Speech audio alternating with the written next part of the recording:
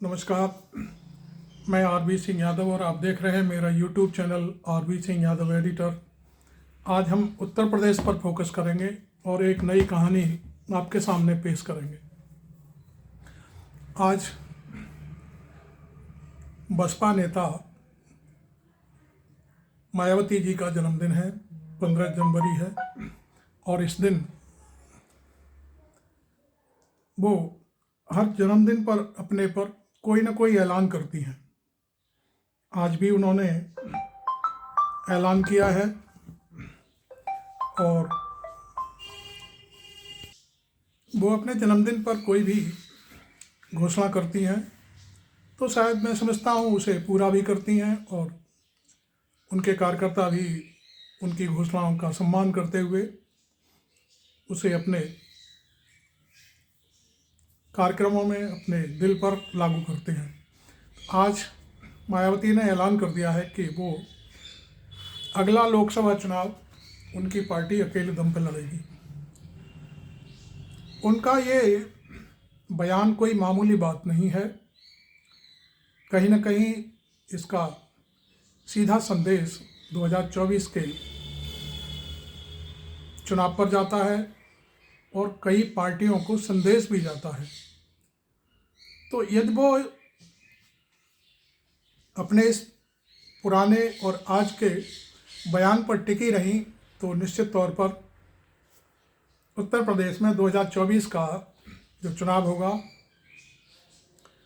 त्रिकोणीय करने की संभावना बनी रहेगी। और उन्होंने तो अभी अकेले लड़ने की घोषणा की है, हो सकता है कि ओवैसी साहब भी इस घोषणा में उनकी में शामिल हो जाएं, लेकिन उन्होंने आज जो बहुत तकनीकी बात कही है वो ये है कि वो अकेले चुनाव लड़ेंगी, और जब वो मिलकर चुनाव लड़ती हैं तो उनके पार्टी का जो वोट बैंक है उसका ग्राफ घट जाता है। कहने का अर्थ, मान लो जैसे पिछले चुनाव में उनकी पार्टी को 12% वोट मिला था और उससे पिछले चुनावों में उन्हें शायद 18% या 20 के आसपास मिला था। तो वो ये सोचती हैं कि जब हम अकेले चुनाव लड़ेंगे तो हमारी पार्टी का जो वोट बैंक है ज़्यादा से ज़्यादा सामने आएगा और उससे हमारी पार्टी की एक साख बनती है कि इतना परसेंट वोट मिला बसपा को। लेकिन आप जानते हैं कि पिछला चुनाव जो था लोकसभा का, सॉरी विधानसभा का, उसमें वो अकेले चुनाव लड़ी थी और जहाँ 18-20% वोट है उनका माना जाता रहा है पिछले चुनावों में, वो घट करके 11-11.5% हो गया था। यदि वो अब लोकसभा में और हाँ, उस 11% में उनको क्या मिला आपको मालूम है? उस 11% में उनको एक सीट मिली विधानसभा में।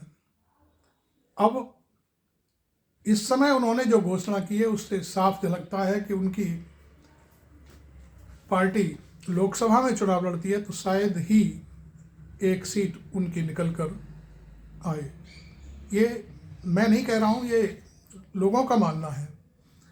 और एक सर्वे भी आया है, हालांकि हम उस सर्वे को भी सही नहीं मानते क्योंकि सर्वे अपने तरीके से करते हैं लोग। एबीपी और एक कोई एजेंसी थी उसने सर्वे किया था। तो लेकिन हमारा तजुर्बा है, हमने पत्रकारिता की है और जब से बसपा का गठन हुआ है तभी से हमारा उनके साथ पत्रकारिता का लेखा जोखा रहा है। काशीराम जी से मेरी कई बार मुलाकातें हो चुकी, 1-2 बार मायावती जी से भी मेरा इंटरव्यू हुआ था। तो कुल मिलाकर के अब हम ये सोचते हैं कि मायावती जी यदि अकेले चुनाव लड़ती हैं तो ये चुनाव उनके लिए कहीं भारी न पड़ जाए, क्योंकि इस समय इंडिया गठबंधन में जो दल हैं वो सब एकजुट होकर के सामने आ रहे हैं और कांग्रेस उस गठबंधन का नेतृत्व कर रही है। पिछले दिनों मल्लिकार्जुन खड़गे साहब को इसका संयोजक बना दिया गया है इंडिया गठबंधन का। डिमांड ये चल रही थी कि मायावती जी को संयोजक बनाया जाए या प्रधानमंत्री पद का दावेदार बना दिया जाए, तो वो कुछ सोचती, लेकिन आज उन्होंने अपने जन्मदिन के मौके पर अपने दिल की बात कह दी है। यदि वो इसी बात पर अड़ी रहीं तो निश्चित तौर पर उनकी पार्टी को खतरा होगा। ये मेरा अपना विचार है, अपना एनालिसिस है। क्योंकि ये जो वोट है और उनकी खुन्नस समाजवादी पार्टी से रहती है, इतनी कांग्रेस से नहीं रहती है और किसी दल से नहीं होती।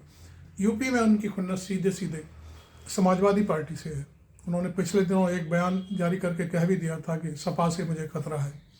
हालांकि अखिलेश यादव ने इस मामले में बहुत ही सधी हुई प्रतिक्रिया देते हुए कहा था कि यदि उनको खतरा है तो वो इस समय आदित्यनाथ योगी जी जो चीफ मिनिस्टर हैं उनसे अपनी गुहार लगा सकती हैं, अपने लिए सब काम करा सकती हैं। जो भी है, उनके दफ्तर के बारे में भी उन्होंने कहा था कि वो दफ्तर को हटवा सकती हैं वहाँ से जहाँ उनको तकलीफ़ होती है, फ्लाईओवर बन गया है।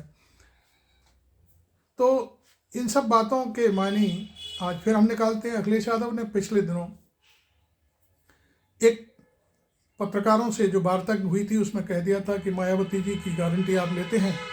तो उनका ये बहुत ही सीधा अंदाज़ा था कि चुनाव के बाद मायावती किधर जाएंगी कुछ नहीं कहा जा सकता।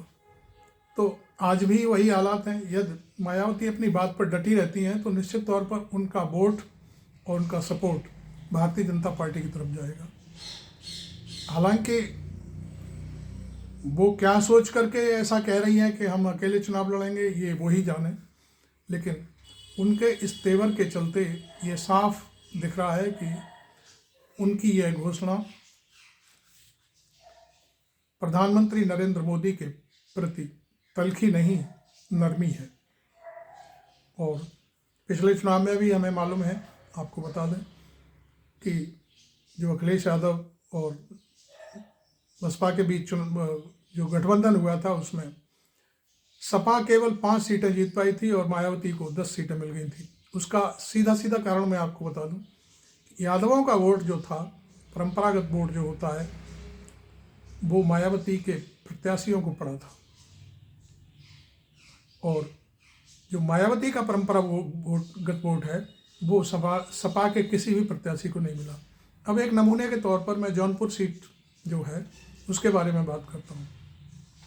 मायावती जी ने जौनपुर में यादव को टिकट दिया था, जो एक पीसीएस से आईएएस बने रिटायर्ड अधिकारी थे, मैं उनका नाम नहीं लूँगा, लेकिन उनको यादवों का सारा वोट पड़ गया था, इसलिए वो विधायक, वो सॉरी सांसद बन गए। लेकिन इसी तरह से यदि मैं समझता हूँ मायावती का जो वोट है वो सपा के प्रत्याशियों को पड़ जाता तो हो सकता है कि वो समाजवादी पार्टी भी, मैं समझता हूँ, बहुत सारी सीटों पर जीत हासिल कर लेती। आपको मालूम है कि जब मुलायम सिंह यादव जिंदा थे उस समय करीब 36 सीटों पर समाजवादी पार्टी का कब्जा हो गया था और ये बात है 1996-98 के आसपास, जो जब मुलायम सिंह रक्षा मंत्री बने थे, उस दौर की बात पे बता रहा हूँ।